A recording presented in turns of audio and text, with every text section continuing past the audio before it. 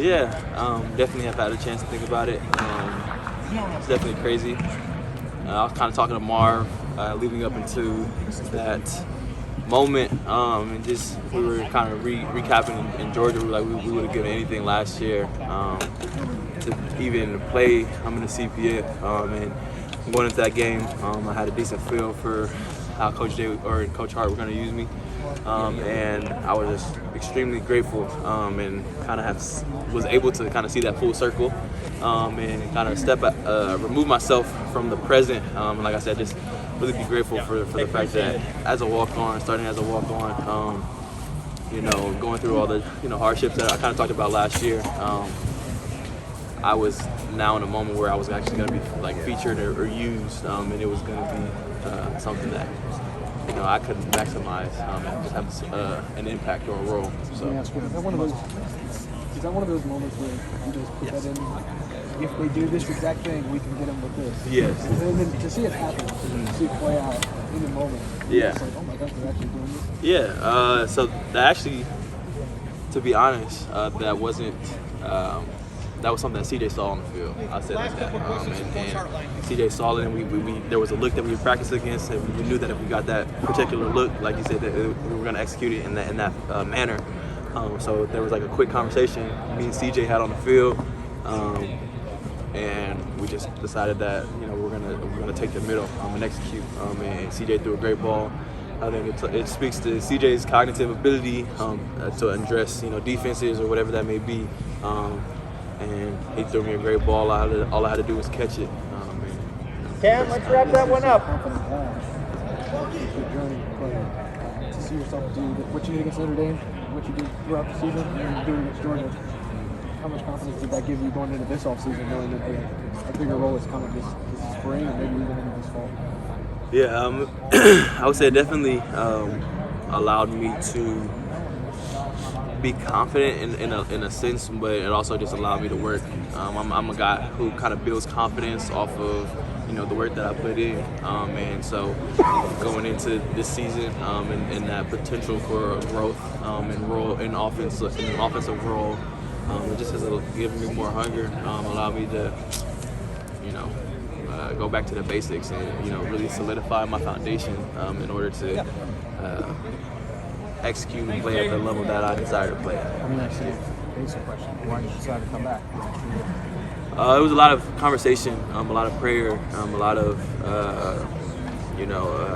trying to glean information from people who've been there. CJ Saunders was a big person I talked to, and talked to people like Ryan Stamper, people who I've developed relationships with.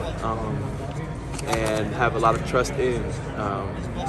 I had a lot of conversation with them, and Coach Day and Coach Hart.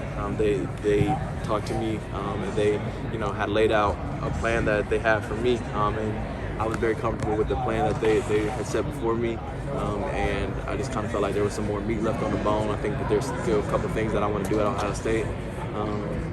And I feel like all those things are within reach, and so coming back was kind of, I think, was the best choice for me, and I think that I can really help this team this year. What is the plan?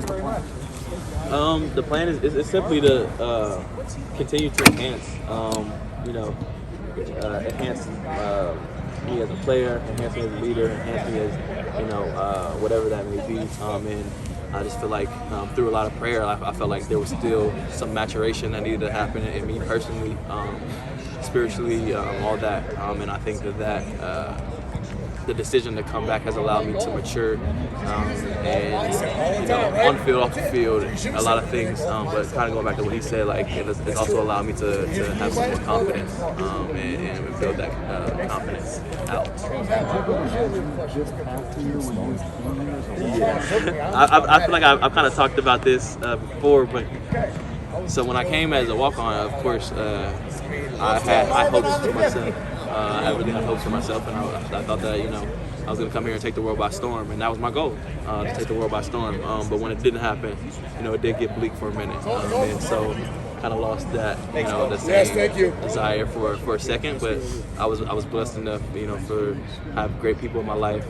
have a strong foundation in my faith, and a lot of my prayer led me to the fact that I was just going to keep hitting that rock.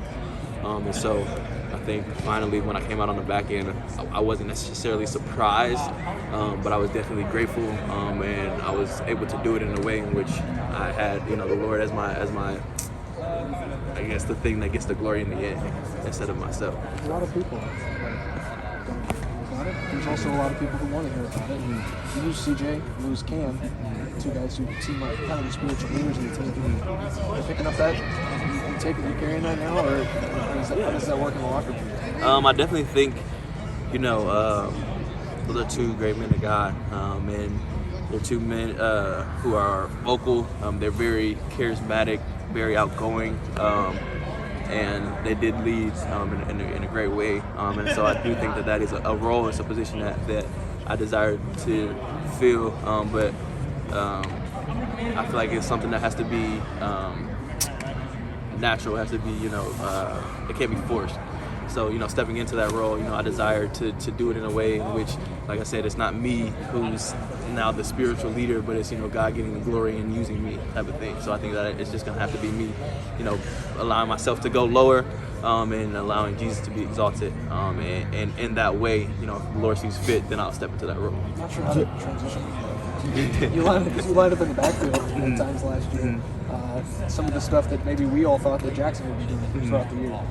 Do you see that role expanding? And a wide receiver playing running back or a running back playing running back, you don't really know what you really are. But you lining up in the backfield, somebody like you lining up in the backfield, do you think that's something that you guys can really tap into in this offense? I think that Coach Hart and Coach Day together, they're the most genius offensive minds that we can have. I think we have a great infrastructure. They have a phenomenal understanding of how defenses work and how they're moving and how to attack them. So I think that Coach Hart and Coach Day, if they see it fit, I think that is something that could potentially be done. But I think that's completely in their ball court. I'm going to come out here and do what they ask me.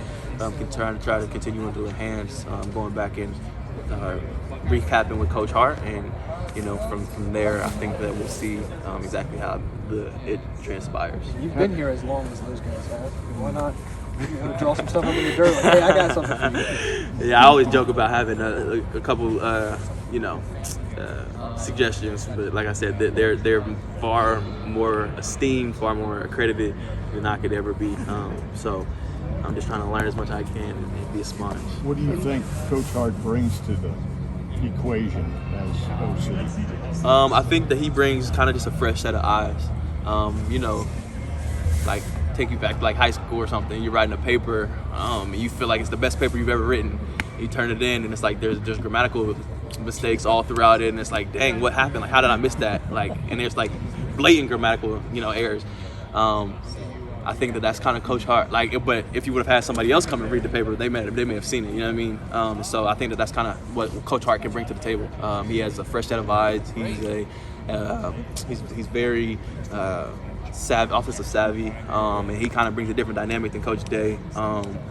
Just from the standpoint of he's new to the role. Exactly. So I think that like just that in general will be beneficial.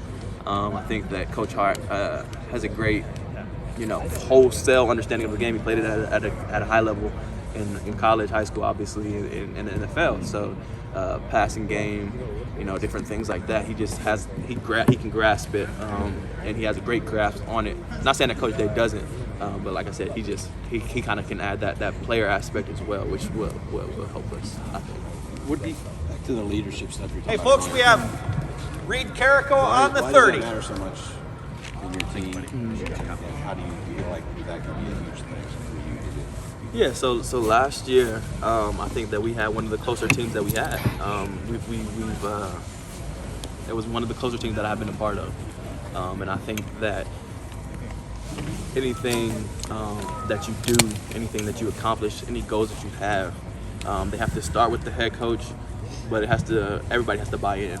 If people don't buy into it, or they're trying to preach something different from what the head coach is saying, then you don't have cohesion, you don't have the close-knitness, and there's like a kind of a revolt mindset within the players. So I think that the pivotal thing with leadership is in order to be on one page and in order to move in a synchronized manner, you have to first believe what the coach is saying, but to try to live that out. And so I think that was a big first thing. And so we had some great leaders leave, and there's roles that need to be filled. There's people like CJ that we got to replace. People like Cam, who he was probably one of the better leaders I've ever been around, if not the best. And he led in a way that it was unconventional. It wasn't necessarily what he wanted to do, but I think that's what made him so great and so different of a leader. So I just think that the need for that is there. It needs to be filled, and we have to fill it in order to be a great team. You want to be one of the guys who help control that. 100%. I think that I've been here. I've been blessed to have an experience that I can speak in different lights to different people. I think that I have been through enough and seen enough football that I can coach up. And I think that's kind of I think that's a step that I can take and coming back for my 6th year. And so I think that's something that the Lord has for me. And so just that boldness and that ability to speak out and call out, not out of trying to tear somebody down, but trying to call somebody higher. And so out of love, and that's the main thing. Can you kind of give your impression that Evan and Kyle as quarterbacks? Mm-hmm. I think that they're both very talented guys. I mean, they were highly touted coming out of high school, highly sought after.